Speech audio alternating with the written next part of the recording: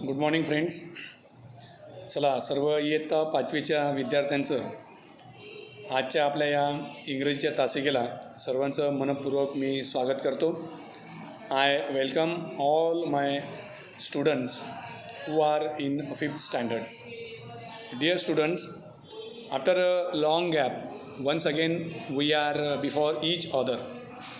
बऱ्याच मोठ्या कालावधीनंतर दीपावलीच्या सुट्टीनंतर आपण सर्वजण पुन्हा एकत्र येत आहोत. तर आज आपण प्रत्यक्षात शिकण्याचा प्रयत्न करणार आहोत. तर मुलांनो, आपण सुट्ट्यांमध्ये तुम्ही अभ्यास केला असेलच. माझ्याकडे बघू नका. तर तुम्ही आज आपण काय नवीन टॉपिक शिकणार आहोत ते तुम्ही समजून घेण्याचा प्रयत्न करा. आज आपण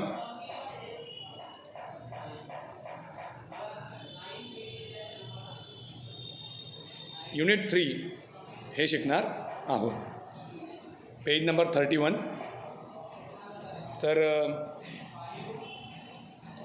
सगळ्यांनी आपल्या पुस्तकाचं पान नंबर 31 म्हणजे 31 तुम्ही ओपन करायचं आहे. या कवितेचं नाव आहे ट्रेन्स. बघा, या ठिकाणी दिलेलं आहे trains. Listen, repeat, learn and recite. म्हणजे काय? लिसन म्हणजे ऐका, रिपीट म्हणजे पुन्हा ऐका, लर्न म्हणजे शिका आणि अँड रिसाईट म्हणजे पाठांतर करा. रिसाईट म्हणजे पाठांतर करा. तर या ठिकाणी कवी कोण आहेत, पोएट कोण आहेत? तर पोएट आहेत जेम्स. बघा, सर्वात शेवटी कवितेच्या शेवटी बघा, जेम्स एस टिप्पेट नावाचे कवी आहेत. त्यांनी ही कविता रचलेली आहे. तर बघूया कवी काय म्हणतात. पहिलं कडवं बघा आता. Over the mountains, over the plains, over the rivers, here come the trains. पुढे दुसरा स्टांजा बघा. कवितेचे कडवे जे असतात त्याला इंग्रजीमध्ये स्टांजा असं म्हणतात. दुसऱ्या स्टांजामध्ये कवी काय म्हणतात? Carrying passengers, carrying mail, bringing their precious loads in without fail. Third स्टांजात काय म्हणतात कवी? Thousands of freight cars all rushing on through day and darkness, through dusk and dawn. In the last stanza, शेवटच्या कडव्यात कवी काय म्हणतात? Over the mountains, over the plains, over the rivers, here come the trains. अशा प्रकारे कविता आपण मोठ्याने वाचन घेतलेलं आहे. आता प्रत्यक्षात अर्थ समजून घेऊया. आता बघा, पुन्हा पहिलं कडवं बघा. पहिल्या कडव्यात कवी काय म्हणतात? Over the mountains. माउंटेन्स म्हणजे काय? पर्वत. ते कवितेत बघा, चित्रात तुम्हाला हे पर्वत दिसत आहेत ना. नीट बघा चित्रामध्ये, तुम्ही चित्राचं नीट निरीक्षण करा. माउंटेन्स म्हणजे पर्वत, मोठमोठाले पर्वत दिसत आहेत बघा चित्रात. आणि त्या पर्वतांच्या वरती ढगं पण दिसत आहेत. कवी म्हणतात ओव्हर द माउंटेन्स म्हणजे पहाडांच्या वर, पर्वतांच्या वरती, डोंगरांच्या वरती. Over the mountains, over the plains. Plain म्हणजे काय? सपाट जमीन, हिरवगार मैदान जे असतं त्याला प्लेन्स असं म्हणतात. म्हणजे ओव्हर द माउंटेन्स म्हणजे पहाडावरून, जमिनीवरून. ओव्हर द रिव्हर्स, नदीवरून. रिव्हर्स बघा, या चित्रामध्ये नदी पण दाखवली बघा. ही नदी वाहते, डोंगरांमधून, टेकड्यांमधून नदी वाहत जाते. तर कवी म्हणतात over the mountains, over the plains, over the rivers, here come the trains. बघा, पहाडावरून, नद्यांवरून, मैदानांवरून आली बघा. काय आली? ट्रेन आली. ट्रेन म्हणजे आगगाडी आली. आता आगगाडी काय काय करते? रेल्वे काय काय करते? ट्रेन म्हणजे रेल्वे, मराठीतला आगगाडी म्हणतो आपण, आगगाडी. आता दुसऱ्या कडव्यामध्ये बघा, कॅरिंग पॅसेंजर्स. टू कॅरी म्हणजे वाहून आणणे. ट्रेनमध्ये पॅसेंजर्सचा अर्थ प्रवासी होतो. ट्रेनमध्ये पॅसेंजर्स असतात की नाही, प्रवासी असतात की नाही. मग ट्रेन पॅसेंजर्स वाहून आणते, सोबत आणते. कॅरिंग म्हणजे सोबत आणणे, सोबत नेणे, वाहून आणणे. जसं एखाद्या बसमध्ये प्रवासी ती बस वाहून आणते की नाही, वाहून नेते की नाही. Carrying passengers. कॅरिंग मेल म्हणजे काय? टपाल, महत्त्वाची कागदपत्र.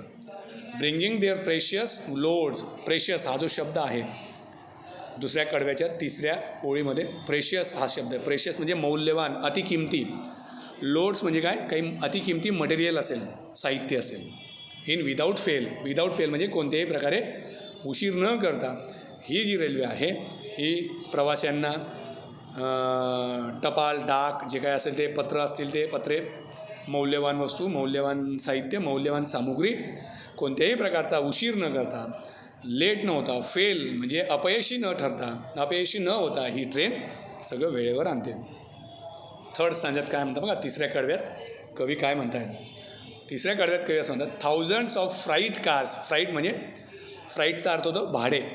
जसं आपण टीत प्रवास करताना, रेल्वेत प्रवास करताना आपण भाडं घेते की नाही, फेअर. फ्राईट कार्स म्हणजे कंपन्यांचे जे कार्स असतात बनवलेल्या, ह्या कार्स भाडे तत्वावरती रेल्वेनेसुद्धा वाहतूक आपण करू शकतो. थाउजंड्स ऑफ फ्राईट कार्स म्हणजे हजारो गाड्या, all rushing on through day and darkness through dusk and dawn. दिवसा रात्र, सकाळ संध्याकाळ. डस्क म्हणजे संध्याकाळची वेळ आणि डॉन म्हणजे पहाटेची वेळ.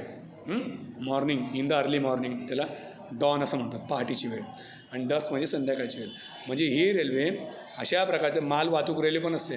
तर ही रेल्वे मालसुद्धा वाहून नेते, दिवस रात्र धावत असते, सकाळपासून संध्याकाळपर्यंत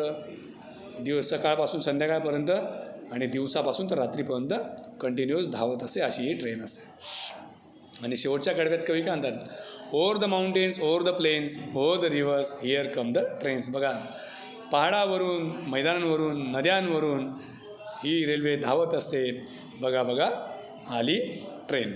शेवटी नाव आहे जेम्स एस टिपेट नावाचे कवी आहेत, यांनी ही कविता रचलेली आहे. तर मित्रांनो, तुम्हाला I hope you might have understood this poem very well. आता तुम्ही एक काम करायचं आहे, या कवितेमध्ये जेवढे कठीण शब्द आलेले आहेत ते शब्द तुम्ही तुमच्या वहीमध्ये लिहायचे आहेत. त्यांचे उच्चार पण लिहायचे, त्यांचे अर्थसुद्धा मी सांगितलेले आहेत. तुम्हाला समजलं नाही तर पुन्हा यूट्यूब चॅनल जे आहे आपलं, त्याची लिंक मी तुम्हाला शेअर करतो. ते यूट्यूबवरून तुम्ही ते शब्द उच्चार मी जसे उच्चार केले ते उच्चार ऐकून तुम्ही ते उच्चार लिहायचे आणि त्याचे अर्थ पण लिहायचे. आता या ठिकाणी कवी आपल्याला काय म्हणतात, सेकंड ॲक्टिव्हिटी बघा, ही find and label the following in the picture. या चित्राचं निरीक्षण करा आणि नावं द्या. आता माउंटेन म्हणजे काय, पर्वत. आता पर्वत ज्या ठिकाणी असतील त्या पर्वतावरती माउंटेन असं नाव लिहा. प्लेन म्हणजे सपाट मैदान चित्रामध्ये जिथे असेल हिरवं सपाट मैदान त्या ठिकाणी प्लेन असं लिहा. रिव्हर कुठे, त्या रिव्हरवरती नाव लिहा. रिव्हर बँक म्हणजे नदीचा काठ, किनारा. ब्रिज म्हणजे पूल, जिथे असेल त्याला तिथे नाव द्यायचं आहे. आता शब्दांचा अर्थ इथे ते खाली दिला आहे बघा. मेल म्हणजे काय, टपाल, त्याचा उच्चार पण दिला आहे, मेल. प्रेशस म्हणजे किमती, बहुमोल, त्याचा उच्चार पण दिला आहे, अर्थ पण दिला आहे. विदाऊट फेल म्हणजे न विसरता, न चुकता. फ्राईट कार्स मालगाड्या ज्या असतात.